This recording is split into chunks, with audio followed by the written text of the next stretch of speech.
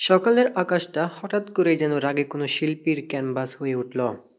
ভ্যাপসা গরম কাটিয়ে উত্তর পশ্চিম দিক থেকে ধেয়ে আসছে ঘন কালো মেঘের পাহাড়।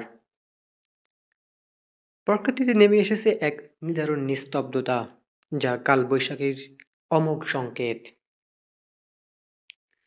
এই মেঘের গর্জন আর বাতাসের শব্দ যে কোনো মুহূর্তে ঝড়ের তাণ্ডব নিয়ে হাজির হবে। বিস্তীর্ণ মাঠ জুড়ে তখন এক অন্যরকম ব্যস্ততা। কয়েক মাস ধরে পরম যত্নে ফলানো সয়াবিন ক্ষেতে এখন সোনালী রঙের সমারোহ। ঝড়ের আশঙ্কায় কৃষকদের কপালে চিন্তার ভাঁজ। মাঠ ভরা ফসল যদি ঝড়ে মাটিতে শুয়ে পড়ে বা নষ্ট হয়ে যায়, তবে সারা বছরের পরিশ্রমের বৃথা যাবে। তাই সময় নষ্ট না করে কাস্তে হাতে নেমে পড়েছেন গ্রামের কৃষক। কারো চোখে মুখে ক্লান্তি, আবার কারো মনে দ্রুত কাজ শেষ করার তাগিদ। মাঠের এক প্রান্ত থেকে অন্য প্রান্তে চলছে ফসল তোলার প্রতিযোগিতা। ঝিরিঝিরি বাতাস বইতে শুরু করেছে।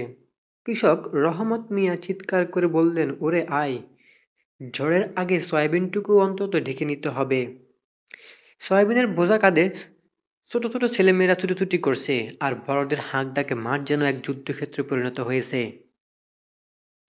ঠিক যখন শেষ বোঝাটি গোলায় তোলার তোড়জোড় চলছে, তখনই এক ঝাপটা শীতল হাওয়া ধুলি উড়িয়ে আছড়ে পড়ল। কালবৈশাখীর গর্জন তখন আরো কাছে। প্রকৃতি নিজের খেয়ালে উত্তাল হওয়ার আগেই কৃষকের মুখে এক চিলতে হাসি ফুটে উঠল। সারা বছরের অন্য অন্তত ঝড়ের করাল গাছ থেকে রক্ষা পেল, এই নিয়ে কৃষক রহমত মিয়া বেজায় খুশি।